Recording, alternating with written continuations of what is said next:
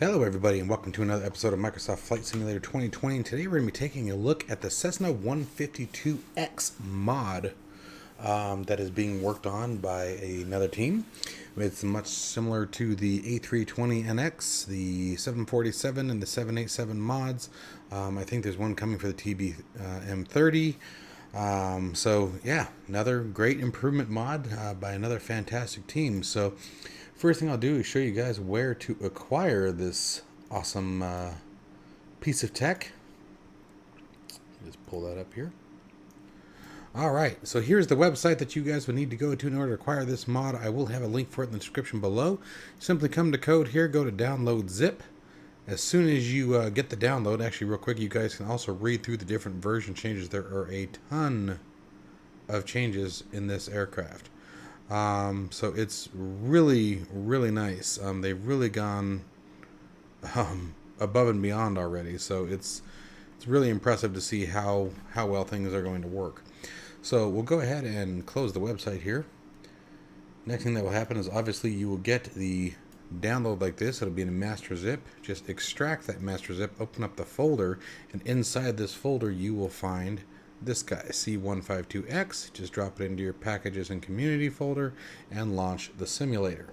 So installation's pretty short and sweet. Just same principles as A32NX if anyone has it as well. And then now let's go ahead and see what it's like. I have yet to fly it yet, so this is a first time experience here. So hopefully you guys will appreciate what we got going on. Get the old headset on here. Alright, there we go. There's the center here. Alright, so first looking around. It looks like the texturing hasn't been adjusted much. It looks, I always thought it looked good from the get-go. Maybe some minor adjustments. I can't really see anything that would strike me as, oh, that's definitely changed. But let's go ahead and check out what the flight performance was. Now, what I remember before is, now, the 152 is a weaker aircraft, and I know that. But it was overly underpowered in the simulator is what I remember from my last time flying it. I did fly it last night, just a little bit, but I was already airborne. And again, she definitely seemed very underpowered for what I was expecting.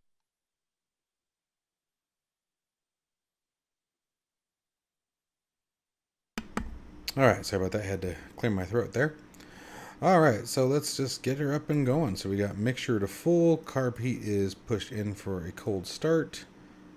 Crack that throttle about halfway here. Let's go ahead and get the nav light on, pitot heat and beacon, and I think that's everything. Nice thing about this aircraft, she's simple to start, that's for sure. And parking brake is set. Alright, powered on. Throttle for 1,000.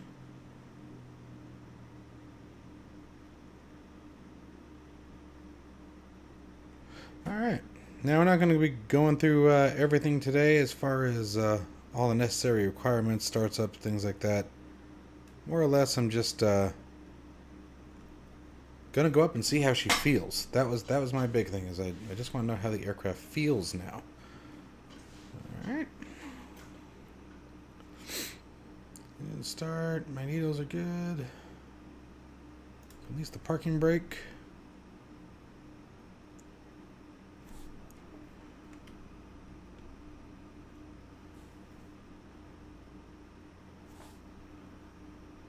Trim it for takeoff. It looks like the trim wheel has been adjusted. That actually is a little bit better to use. So before it was, minor taps aren't bad. That's fine. But you guys can see I'm rapidly tapping it. That's pretty good response. But what was really terrible is when you press and held it, it was just super fast. That speed, that's manageable. So that's already one improvement right off the bat that I'm thrilled with. Because that was probably my biggest complaint, was it was impossible to trim the aircraft. It really was. Alright, so let's get out of here. And by the way, we're up at Seattle. Just going to tool around the bay here for a minute. Be a real short flight, nothing crazy. Just sort of Interesting to see what the takeoff power is like, how quickly it responds, what the climb out power is like, and again how quickly it responds. Again, from the default aircraft, from the last time I flew a takeoff with it, I was really disappointed with just the overall performance. And again, I have flown in a 152, and don't get me wrong, they're slugs. They're absolutely slugs, but the one that we were dealing with was almost too sluggish. And just a lot of the flight characteristics seemed odd. The gauges do look different though. They look nicer.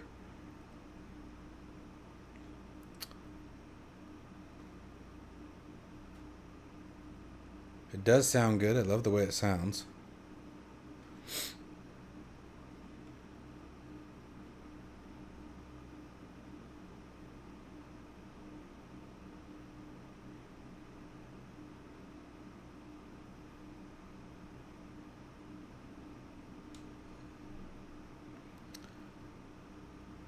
This isn't quite where we would do a run up, but we'll go ahead and just test a couple things out to see what it's like. Let's run it up to 2300.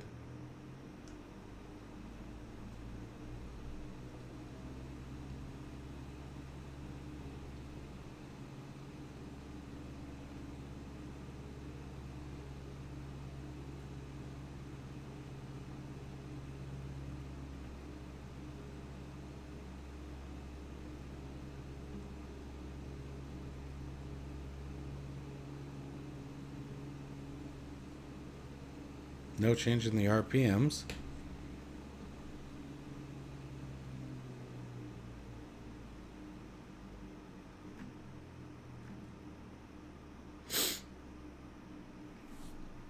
Alright, I was just curious how it sounded.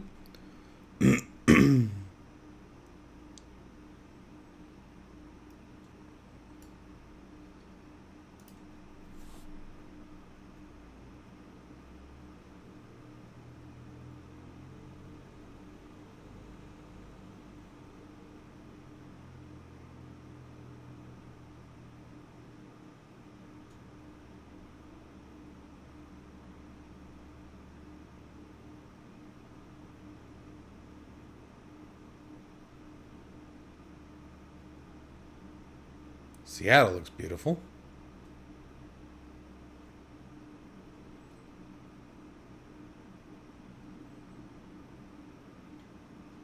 Who taught this guy how to do a center line?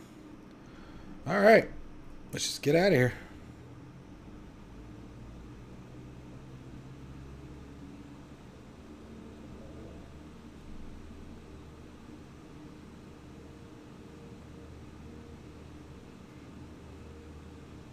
.50 knots, airspeed alive.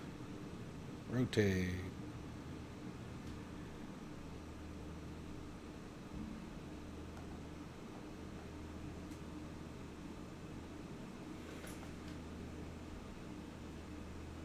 Controls seem a little sensitive. I don't know if those have all been adjusted.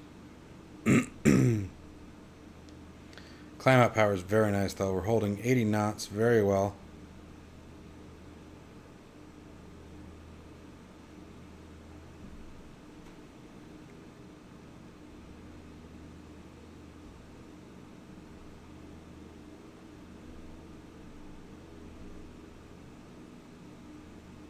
See how she does at 1,000 feet.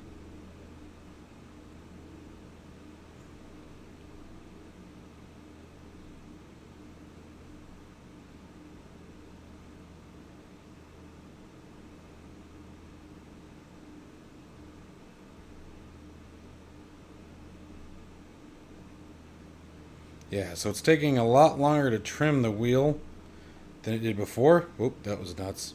Went too far. And I'm turning.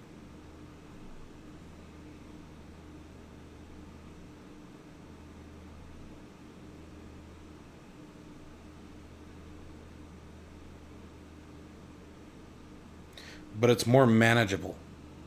The trim wheel is definitely more manageable, and I'm really liking that.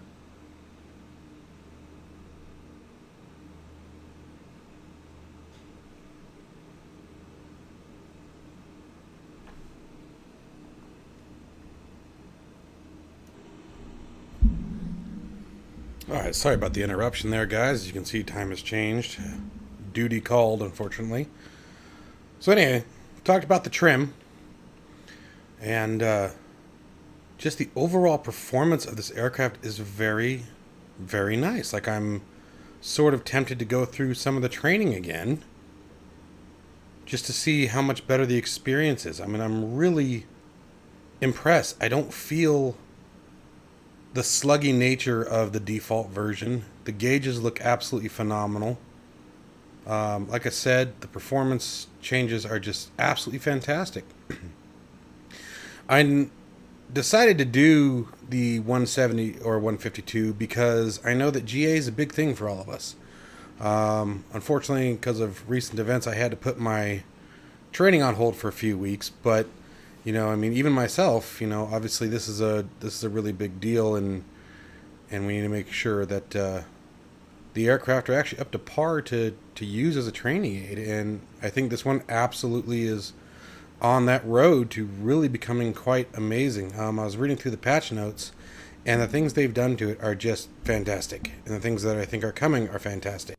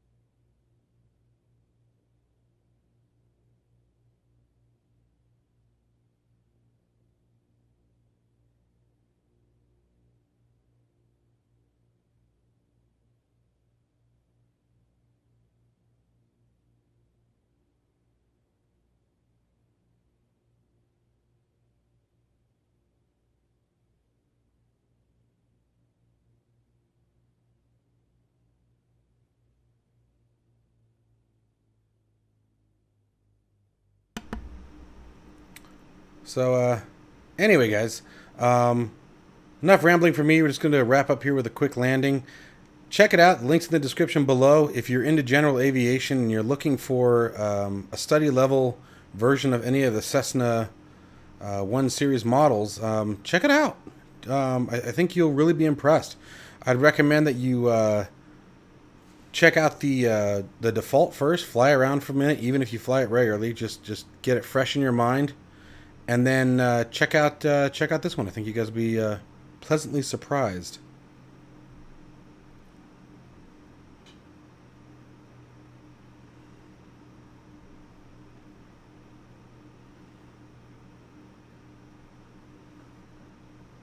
And the flight model is great. I mean, just absolutely great. It feels so natural. Like, and I've flown a 152 actually recently. I had to put my training on hold for a little bit, but it's not out of the picture by any means.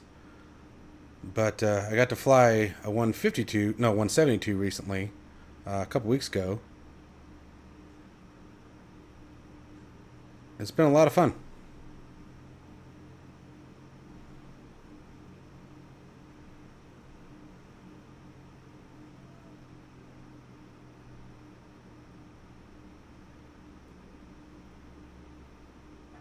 Ooh, like a rock. That was a bad landing. All right, guys. Well, like I said, that is the Cessna-152X mod. So make sure you guys give it a whirl. I think you guys will be surprised. Anyway, questions, comments, leave them in the description below. As always, make sure you hit that like and subscribe button, ring that bell for future content. Check out the Patreon link, guys. If you're into the A320, I've just launched the first release of a beginner's A320 guide, step-by-step with pictures tutorial, from creating your flight plan and sim brief to entering, configuring the aircraft, to configuring the simulator, you name it. I've got screenshots of it all. It's a ILS flight from Tucson International up to Los Angeles International. In the A320 Neo with the latest development version. Check that out, guys. It's just a quick $10 subscription. You only have to subscribe once to at least download the guide. After that, it's up to you guys. Obviously, future releases of the guide, which there will be plenty of, you need to resubscribe. But anyway, check it out, guys, if that's something you're interested in. There's going to be a lot more content coming to the Patreon site that I think you guys will like coming down the future. So stay tuned. Catch you guys in the next one. Bye-bye.